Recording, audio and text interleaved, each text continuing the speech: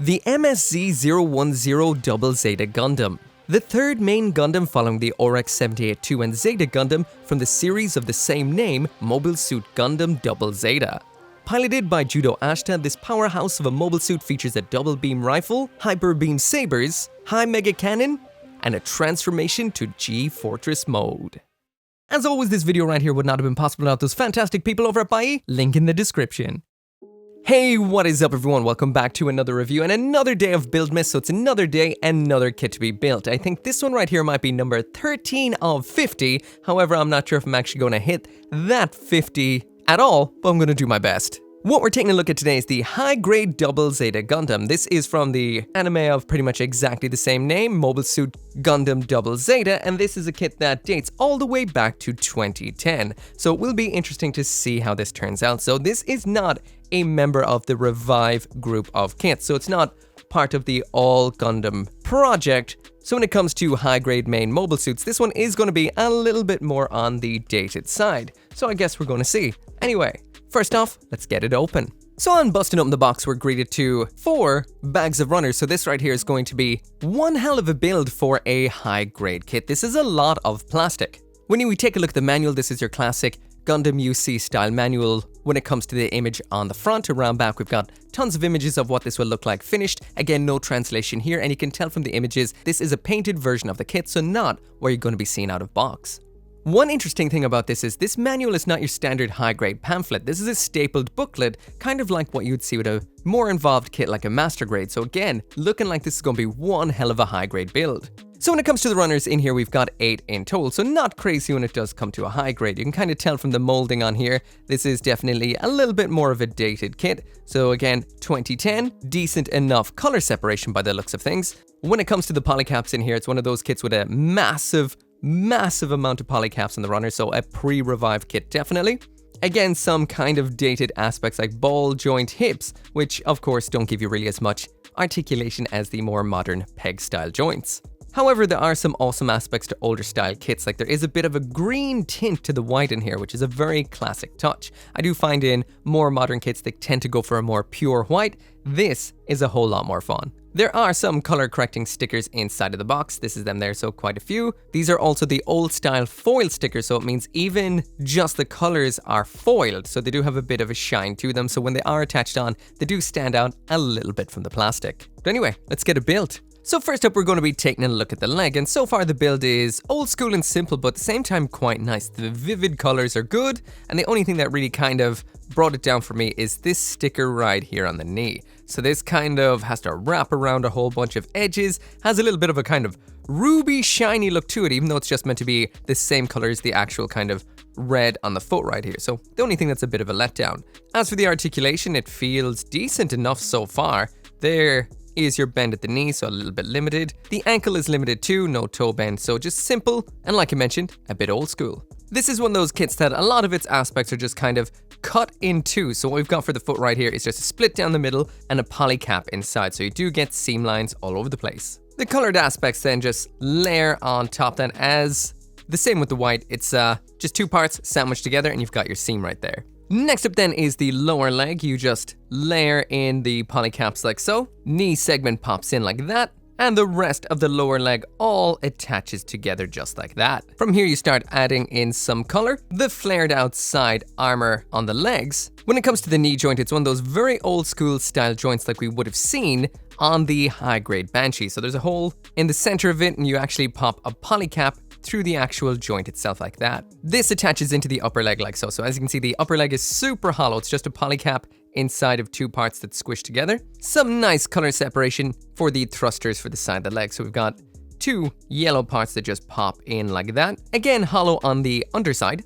It's a polycap cup for the upper leg joint, which is always kind of not great to see because it does mean you're going to have extremely limited and kind of weak joints at the hips. When it comes to the side skirtings, we've got a little bit of a hinge joint right here and a folding bit of a fin that just simply attaches on like that. We also have a little bit of a noticeable mold line there that you might want to clean up as you're going along. When it comes to the final assembly of the leg, you just pop this upper joint in like so. A lot of these kind of older high-grade kits, everything builds up as elements and they just kind of polycap together in the end. So nothing's kind of interwoven into anything, just a super simple assembly. We've got some asymmetrical thrusters that pop in like so. The one on this side has a little gray segment as the downward facing thruster, and this one right here, the outer pointing one, has a little bit of yellow, so that's a cool attention to detail. Finally then we do have this part that attaches up as a side skirt, and that is mounted into the upper leg, not into the usual spot, which is usually in the waist unit. We also have a little bit of a noticeable hollow point up here, but overall, not too bad. Next up, moving up to the waist joint, we have a polycap. For the base adapter, the front skirts come attached on the runner, but I did cut them apart. They attach into the front armor like so, and mount simply into the central aspect. Again, not too much detail here, simple and plain. This then finishes off with a blue vent up top and down below. Starting off with the torso, and we've got somewhat of a bit of an inner frame style segment first. Attaches downwards into this blue section, polycaps for the shoulders, but not the newer polycap cups. Rear armor attaches on, polycap cup inside a 2-part waist that attaches up inside the body segment we just built, and then it's time to start layering on some colors. So the yellow of the neck collar, red of the cockpit, that attaches on in 2 layers. There is the second. Yellow vents attach into this chest panel, and there are stickers included for attaching into that. It's the home stretch then, you just pop that panel onto the front. This attaches on very simply, so I assume that's going to be coming off during the transformation. We've got these little vent segments which attach up into the shoulders, followed by a neck joint, followed by these 2 shoulder pegs. So that is pretty much it. When you have a complete, just like an old school high-grade torso, there's no articulation besides the little bit of wiggle at the shoulders. Otherwise, it's just a big old block. Jumping up to the arm now, and this is what it looks like complete. So overall, looking pretty damn nice. The color separation on here is very okay, and in general, the detail is pretty much 2010s style. When it comes to the bend, this right here is what you get, so a little bit limited, and it does feel a little bit on the springy side. There is rotation here too, and this right here feels like next level way too loose. I might tighten up the other one. When it comes to the actual shoulder joint, that right there is what will attach into the body. So again, a sandwiched polycap between 2 parts. Thankfully, that somewhat of a loose feeling joint right here, this isn't actually the shoulder joint from the body. This is the movement of the shoulder armor. So something tells me this doesn't necessarily need to be tightened up. So I'm just going to go with the straight build, 2 pieces of blue and a polycap for the shoulder armor, a combination ABS and polycap elbow joint, just a single bend. There it is closed up. That then attaches into the forearm just like you're seeing there. Sandwiches between 2 parts. Red detail attaches on right here. Blue bracer segment around on the back. And then it's final assembly time for the arm. The upper arm here is just a bit of armor with the polycap pushed on through it. That attaches the arm onto the shoulder. This armor panel attaches up top. This wing shield segment here attaches onto the rear of the forearm. And ooh, that is maybe way too loose. And then finally the hand attaches on like so. Yeah, that is flapping off. That may need tightening up. So next up, moving on to the backpack, and this is made up of a ton of absolutely massive parts. We've got some moving missile containers up top, so you just attach these parts in. They kind of just hover there until you get it completely closed up. Wings pop onto both sides like this. Big polycap attaches into the middle. 2 more then into these segments here for the beam sabers. Grabbing the other side then, and a bit of color separation pops up in here. Now I will mention that the background of these particular little missiles is meant to be in a darker shade, so you will have to fill that in yourself. It's just the actual missiles themselves that are meant to be red. Then you take 2 of those sides and sandwich them together. So just like the rest of the build, it is just 2 bits that attach together with a bit of a seam running down the side. Now this plastic, as you can see, it marks quite a bit, but we do have these nice opening containers here. Again, not fully color accurate, but they are there. Just need a little bit of detailing up. Next up, we pop 4 tiny little verniers in there. Now these aren't the tightest fit. I might actually throw a little bit of Tamiya extra thin cement in underneath those to make sure they don't go AWOL, because they don't hold on too well. And we do have 2 bigger ones. They pop on like so. We've got beam saber attachment points up here, which just attach on like so. And the weirdest, wackiest part about this is the adapter for attaching this onto the back of the Zeta Gundam is just in bright red. Just super bright red there in the middle of the back. Oh wait, there's why. To add that little bit of splash of color coming through. Not so bad when you don't see this part. That looks good actually. So last up here is the head end. This is definitely riding high on the simplest head I've seen in a long time list. Now, you might be wondering why it's shiny in between its eyes. So am I. Anyway, when it comes to the build of this, you first have to stick a sticker on. That's what's got the shiny bit between its eyes. This is not very well fitted. For example, the eyes are not the same shape as the actual molded eyes underneath, so you might get a better result if you do actually just paint the eyes. Of course you will. Then you attach the little Gundam beard in from below, bring down the helmet from up top, and it's starting to look a little bit better. Then you attach on the V-fin and that massive cannon in the forehead. Super simple build, and this is what you get in the end. Again, not awful, definitely not. The proportions are good. Just weird choice on the eye sticker. Finally, then we do have the assembly, and this so far seems not too bad. I did use a little bit of joint tightener on that shoulder that was a bit on the loose side, so we'll see how that compares to the non-tightened version. It's all ball joints for the most part, down in the lower body, peg for the shoulder, peg for that second shoulder, huge backpack back here, and finally then the head just pops on just like so. So overall, aesthetically, not too bad. I did leave the sticker off one knee and not put it onto the other one, kind of deciding whether or not I will put it on. I'm not really digging the ruby look, so maybe that one might just be coming off. On top of that, then we do have some accessories in here. The beam sabers are big, made out of 3 parts. We have the double beam rifle, which builds up simply enough. We do have a sticker for the side. It's a little bit on the hollow side, but we do have some nice colors on there. And we do have a full core fighter in here, which you have to build up separately, just like so. Anyway, onto the aesthetics.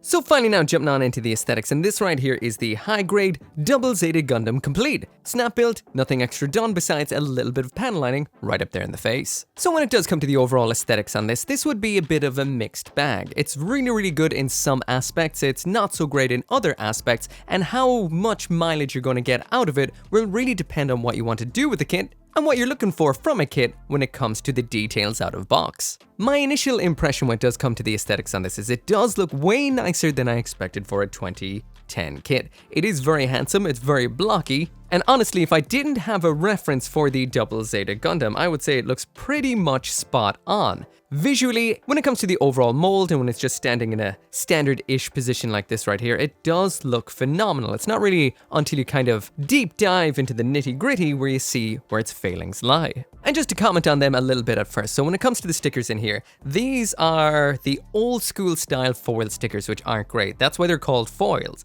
As you can see, even on the red there, it is shiny. And when it was attached on earlier on, it did give a kind of a ruby-ish look to it.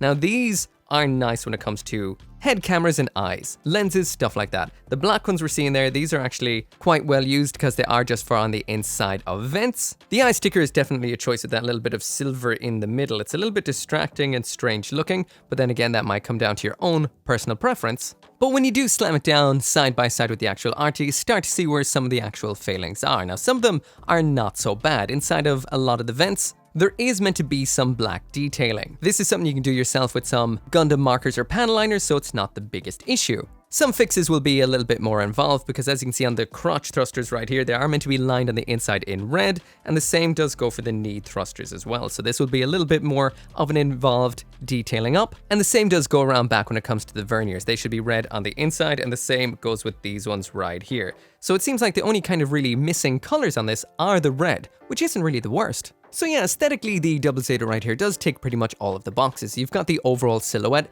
the molding, and the proportions on this are bang on the money. This looks like the Double Zeta through and through.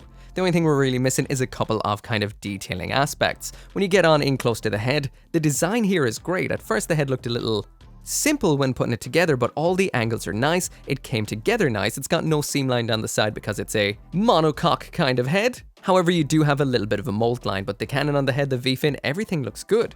Eye sticker even turned out okay too. Down at the body, we do have some nice detailing. If you got some ink into those vents up in the shoulders as well as onto the cockpit, that would look absolutely phenomenal. Overall, the molding is nice and the angles are great. Around back, the backpack does look okay. It does have some issues because it is a lot of large parts. There is some plastic folding going on inside of the plastic, but that will depend on your own kit. But besides that, quite nice, and a little splash of red in there too. The front skirting armor, again, the molding here is great. You do need to detail up some red inside of those vents. There is black stickers included for those thruster sections on the side skirtings, the yellow ones, I will mention that. And when it does come to the legs, they've really nailed the overall geometry on the crazy legs that you see on the Double Zeta. Everything looks great here, some pen lining opportunities too. There is red stickers included for the missing color on the knees, but again, it's kind of shiny and strange looking. Thought it looked a little better off. And overall, the design on here is extremely nice. Visually, Bandai definitely have done very well, especially for a kit from 2010.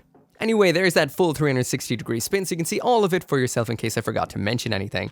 Knobs do show up quite a bit on the blue, I did notice. The red, the whites, the greys all seem to get away fairly safely from the old knobs, but I will mention the knob placement isn't the great in this kit. It's very old school, so they're very on the surface and right on seam lines where they'll be joined up with another side where there'll be another one, so you can kind of see them come together like that. Overall though, a bit of panel lining on here, bit of red paint, and this will look absolutely spectacular. Now I will mention, kind of getting ahead of myself a little bit, the articulation here isn't great. The overall structural stability out of box isn't great either, so this is more for standing on your shelf looking cool than really anything else. So the aesthetics win out over the other aspects in this kit. So jumping now into the size comparison, and there it is beside two average size Gundam being the Revive RX 78-2 on the left and the Revive Mark II on the right. As you can see, it's quite a decent bit larger than them, but not as big as you'd actually think it is. I thought this was a massive powerhouse of a Gundam mobile suit, but it's just a little bit bigger than the pair of them. Moving through a few random high grades now, there's the high grade Gundam EX, high grade G-Quax, high grade Gundam Barbatos, high grade Gundam Ground Type, and the high grade Gundam Ariel.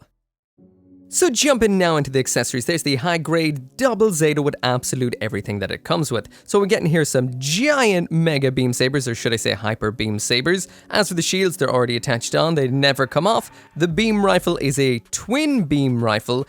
We have a core fighter included, as well as one hand for holding onto the long-range weapon. So we only have one hand back here that can actually be used for the beam sabers, which is also its, well, general use resting hand, but I'll talk about that in a bit. Besides that, then we've got a whole bunch of parts for the parts formation to the multiple flight forms. Anyway, let's check them all out. So first off, taking a look at the hands, and when it comes to older gunpla kits, sometimes they did some things nicer than modern kits do, because look at that fist. That is absolutely beautiful, and it's an actual fist. It doesn't have a hole through it. From the top, it does look a little funny there. If you darken those pieces up, it'd look a little better. That one little lying piece in the middle right there. But besides that, it's just so nicely molded and detailed. The other hand in here, and this is the only option besides the rifle holding hand, kind of works out okay. It does look like a resting widespread hand in some poses, so it does work out okay. There is a bit of a peg there in the palm of the hand that is for holding onto the beam sabers.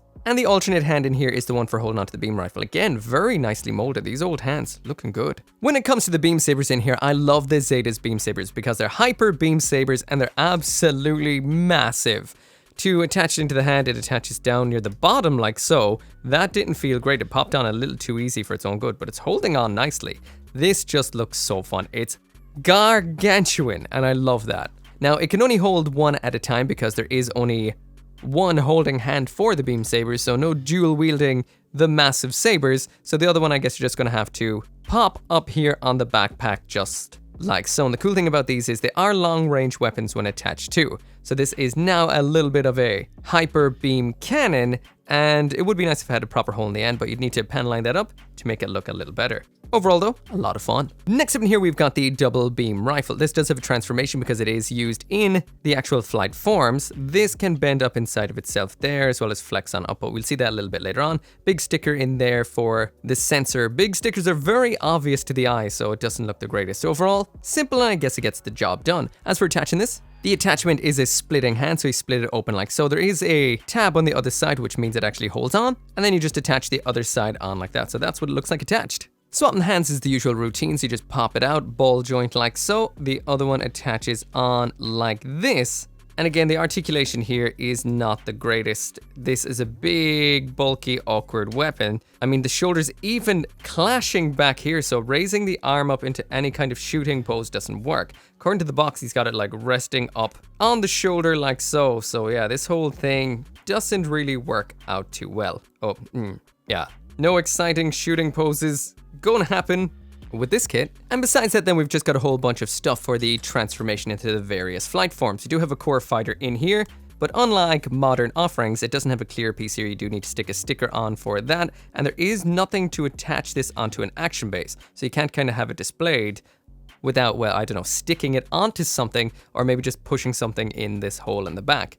So again, kind of missing a lot of modern features, including the ability to pop this backpack onto standard kits. That's not there either. So yeah, I'm surprised they haven't actually made a revive of this kit yet. This is the only, well, the newest 1/44th scale offering of the high grade Double Zeta. This is it. It's very old school. The features aren't really compatible with the Revive era kits. I wonder how this missed the Revive train. Hopefully we will see one soon, because I'd love to see one with some nice modern tech in it. Alright, so now jumping on into the articulation. I'm going to mention one thing about this particular kit now. It is quite loose in a lot of different aspects on here, but the kind of biggest issue that I do find is the fact that everything just moves so poorly with each other. So even just trying to get this into a standing position, I find everything just kind of resists you. As in, you try to move one leg and then the other leg falls out of a pose, then you try to move the next arm and it all falls out of a pose, and it always just wants to end up in a kind of real awkward slump. So yeah, it's not really the most nice thing to really handle. Anyway, let's try out the usual pose. And there we go. This may just be the worst attempt at this pose in the I don't know how many years I've been using this pose to test out overall articulation. It can't do much. That's the end of what the ball joint hips can do. The bend at the knee can go a little further, but because the ankle can't move up any further, or there's no toe bend, it can't go lower there. It can't even rotate around at the waist because of the big old backpack.